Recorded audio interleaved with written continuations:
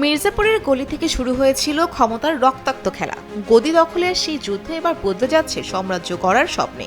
কালীন ভাইয়ার রাজত্ব, গুড্ডুর প্রতিশোধ আর মুন্না ভাইয়ের অবিশ্বাস্য প্রত্যাবর্তন সব মিলিয়ে আবারও তোলপাড় করতে আসছে মির্জাপুর। ওয়েব সিরিজের সীমানা পেরিয়ে এবার বড় পর্দায় হাজির হচ্ছে এই জনপ্রিয় ফ্র্যাঞ্চাইজি। প্রকাশ পেয়েছে মির্জাপুর দ্য মুভির প্রথম টিজার, আর তাতেই মিলেছে নতুন লড়াইয়ের ইঙ্গিত। উপমহাদেশে ওয়েব সিরিজের জনপ্রিয়তার কথা উঠলে যে নামটি সবার আগে আসে সেটি হলো মির্জাপুর। 2018 সালে যাত্রা শুরু করা এই সিরিজের 3টি সফল সিজনের পর এবার নির্মিত হয়েছে চলচ্চিত্র মির্জাপুর দ্য মুভি। আজ প্রকাশিত হয়েছে ছবির প্রথম টিজার। 2 মিনিট 22 সেকেন্ডের এই ঝলকে দেখা মিলেছে সিরিজের পরিচিত ও জনপ্রিয় সব চরিত্রের। তবে এবার গল্পে এসেছে নতুন মোড়।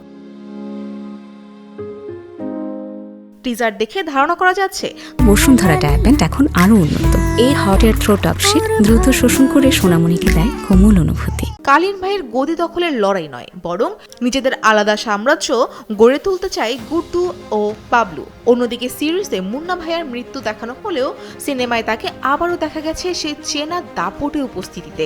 এবারের সবচেয়ে বড় চমক অভিনেতা জিতেন্দ্র কুমার। সিরিজে বাবলু চরিত্রে অভিনয় করেছিলেন বিক্রান্ত ম্যাসি, তবে চলচ্চিত্রে সেই চরিত্র দেখা যাবে পঞ্চায়েত খ্যাত জিতেন্দ্রকে।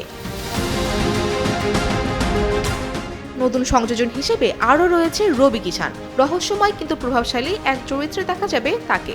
পাশাপাশি বিশেষ একটি চরিত্রে অভিনয় করেছেন সোনাল চৌহান। গুরমিত সিং পরিচালিত মির্জাপুর দ্য মুভি মুক্তি পাবে আগামী 4 সেপ্টেম্বর। ছবিতে আরও অভিনয় করেছেন ঋষিকা দুগাল, অভিষেক ব্যানার্জি, মোহিত মালিক, শিবা চাড্ডা, শ্বেতা ত্রিপাঠী এবং শ্রেয়া পিগালকার সহ অনেকেই। আর তাই বলা যায় মির্জাপুরের ক্ষমতার খেলা এবার নতুন মাত্রায় ফিরেছে বড় পর্দায়। দর্শকদের অপেক্ষা এখন শুধু 4 সেপ্টেম্বরে। ফৌজিয়া ফারিহা, টেলিসান।